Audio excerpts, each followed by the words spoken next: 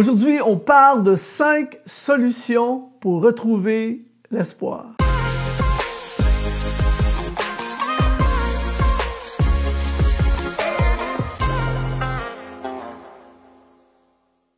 Bonjour, ici Luc Dumont d'Exponentiel.net. Bienvenue à notre rendez-vous d'inspiration, rendez-vous d'espoir. Aujourd'hui, on veut parler d'espoir. Je ne sais pas dans quel état tu es alors que tu regardes cette vidéo, mais j'ai des bonnes nouvelles pour toi. Avant la fin de cette vidéo, l'atmosphère de ta vie va changer parce qu'il y a de l'espoir. Juste avant, je vais t'offrir notre formation 4 réponses pour le succès de ta destinée. Encore une fois, dans le but de contribuer l'espoir dans ta vie. Va dans le lien qui apparaît dans la description de cette vidéo et tu peux avoir accès gratuitement à cette formation.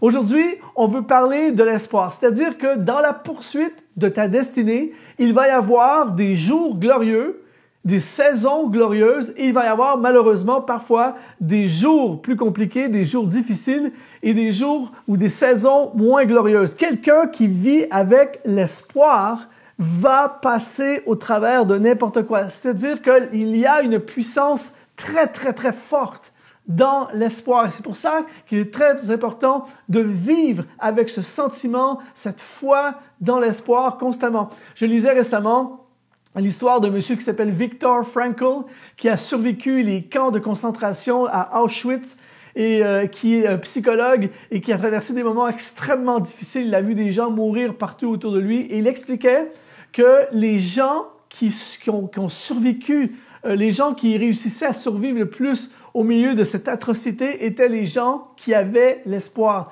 les gens qui conservaient l'espoir. Et lui, il dit que l'espoir lui a littéralement sauvé la vie à un tel point qu'il a par la suite fait sa pratique de psychologue basée sur l'espoir. Il a misé toute sa thérapie sur l'espoir. Il y a vraiment quelque chose de très fort. Et aujourd'hui, j'aimerais regarder avec toi 5 solutions pour retrouver l'espoir. Si tu as perdu l'espoir ou si tu es en perte d'espoir, voici 5 solutions qui vont t'aider énormément. Premièrement, lis la biographie d'un héros.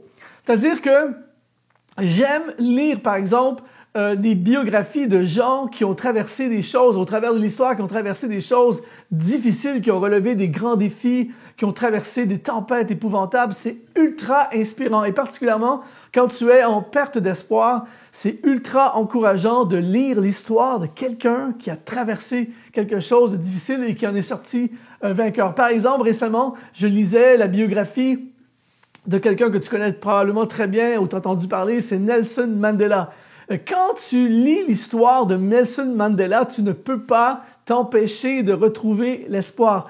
Il a fait 27 ans de prison dans le contexte de l'apartheid. Il était prisonnier à Robben Island et on nous dit qu'il avait le droit à une seule lettre et une seule visite par 6 mois. Il devait se laver avec l'eau de la mer, l'eau glaciale de la mer. Et on nous raconte que à tous les jeudis, les gardiens les forçaient à creuser un trou de 1,80 m. Ils descendaient dans le trou et les gardiens urinaient sur eux. Ensuite, ils sortaient et ils devaient refermer le trou. 27 ans! 27 ans à vivre quelque chose aussi atroce. Beaucoup de personnes auraient perdu l'espoir, mais on nous dit que Nelson Mandela n'a jamais perdu l'espoir. Et on connaît l'histoire, il est sorti de prison, il a gagné le prix Nobel de la paix, il est devenu le président du pays et il a fait tomber le régime de l'apartheid et il a marqué l'histoire. Quand tu lis des biographies de gens qui ont fait des choses héroïques comme celui-ci, comme lui, eh bien, tu ne peux pas t'empêcher de retrouver une force, de retrouver un espoir. J'aime lire les récits des héros de la Bible qui ont traversé toutes sortes de jetés dans la fosse aux lions, on a tenté de les brûler, toutes sortes de choses très difficiles, mais qu'ils ont réussi à surmonter et tu sens le niveau d'espoir remonter dans ta vie. Alors donc, une des solutions pour retrouver l'espoir, c'est lire la biographie de héros. Deuxièmement, fais ce que j'appelle un vision board de ta vie idéale. Il y a plusieurs années, j'avais lu ça dans un livre et j'ai fait mon propre vision board. C'est-à-dire que tu prends un tableau Certains vont le faire dans un cahier, ça n'a pas d'importance, mais tu mets des photos de ce que tu espères. Tu mets des photos de ce que tu rêves de vivre, de réaliser. Par exemple, tu peux mettre une photo de ton futur diplôme. Tu fais une photocopie d'un diplôme, tu le mets. Et là, à chaque jour de ta vie, tu vois ton futur diplôme. Tu peux mettre une photo de ton futur business, une photo d'un concert que tu espères, toi, un jour faire un concert devant une foule. Tu peux mettre une photo de tes futurs enfants, de ton mariage, une photo de la maison dans laquelle tu aimerais vivre un jour. Alors, tu mets toutes ces photos, j'appelle ça le vision board. Et tu peux l'afficher dans ton bureau, dans ta chambre, chez toi, ou bien avoir un cahier. Mais l'idée, c'est d'avoir constamment le vision board sous tes yeux.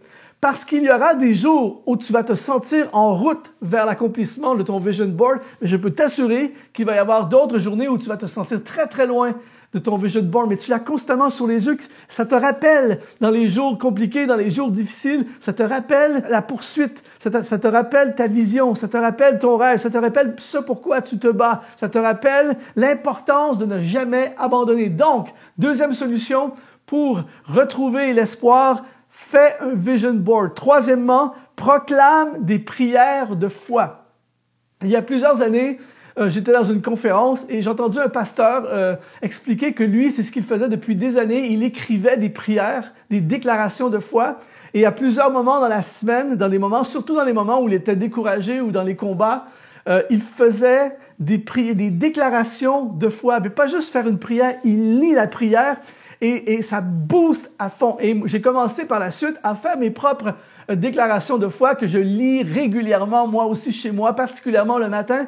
Et je vais te donner un exemple de la déclaration de foi que j'ai fait ce matin. Et dis-moi, après l'avoir entendu, si ça ne booste pas ta foi. Voici la prière que j'ai faite ce matin. Et c'est ce genre de déclaration, j'en ai plusieurs. Et je l'ai fait presque tous les matins. Ce matin, j'ai prié: Dieu Tout-Puissant, je te rends grâce et te bénis pour ta grande fidélité. Tes bontés ne s'épuisent jamais et tes bénédictions ne sont jamais à terme, mais se renouvellent à chaque matin. Tu dis et la chose arrive. Que tes desseins éternels, tes projets de paix et de bonheur, tes promesses qui sont oui et amen se réalisent dans ma vie, dans tous les domaines de ma vie, dans mes projets, dans mon travail, dans tout ce que je fais au nom puissant de Jésus. Je déclare par la foi qu'aucune arme forgée contre moi ne pourra prospérer et j'appelle la joie, j'appelle la paix, j'appelle la bénédiction sur ma vie. Aujourd'hui, au nom de Jésus, j'appelle à l'existence des solutions à mes problèmes, la guérison de ma vie, la provision financière et les portes ouvertes pour mon ministère. Je te remercie à l'avance car je sais que tu es avec moi. Amen. Alors, imagine, tu es chez toi, un matin, un soir, peu importe, et tu as une liste de prières, de déclarations comme ça, et lorsque le désespoir, lorsque les tempêtes frappent ta vie, tu te mets à réciter à Dieu ces prières. Je peux t'assurer que ça va déclencher quelque chose dans le monde spirituel, mais surtout dans ton cœur, il va y avoir l'activation de l'espoir. Quatrième solution pour retrouver l'espoir, c'est rappelle-toi ce que tu as appris. J'ai déjà cité sur cette chaîne, mais je vais le redire encore une fois aujourd'hui, il y a cette femme extraordinaire qui s'appelle Corrie ten Boom. Elle a dit une phrase qui m'a profondément touché. Elle a dit « Dans les ténèbres, rappelle-toi ce que Dieu a dit dans la lumière ». Lorsque tu traverses dans ta vie des moments compliqués, lorsque tu es dans la poursuite de ta destinée, mais qu'il y a de l'opposition, il y a des attaques, il y a des combats, il y a toutes sortes de choses qui viennent t'écraser, souvent on oublie ce que nous avons appris.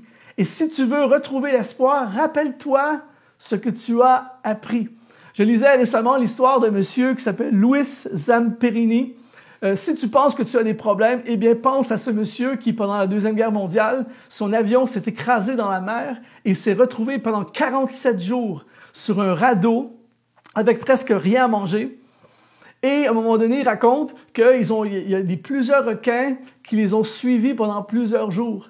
Et à un moment donné, il y a eu un avion japonais qui est arrivé au-dessus de leur radeau et a commencé à tirer sur eux. Donc imagine, là où tu es, c'est infesté de requins et tu te fais tirer. Tu peux pas avoir pire comme scénario dans ta vie. Et il raconte qu'il s'est rappelé ce qu'il avait appris dans le camp d'entraînement, comment survivre dans de telles conditions. Et il raconte, par exemple, qu'on lui avait enseigné que les balles qui frappent dans l'eau ne peuvent pas aller à plus de 1 mètre de profondeur. Donc, tout de suite, il s'est dit, on plonge et on va à plus de 1 mètre. Les balles ne pourront plus nous atteindre. Donc, il plonge Et alors qu'il plonge à plus de 1 mètre, les requins commencent à attaquer, mais il s'est rappelé ce qu'il avait appris dans la formation. Si jamais on se retrouve avec des requins, tu prends la rame et tu frappes le nez du requin et ça les repousse. Alors, tu peux pas avoir un scénario pire. Tu te fais tirer par en haut et il y a les requins qui vont t'attaquer, mais il s'est rappelé ce qu'il avait appris.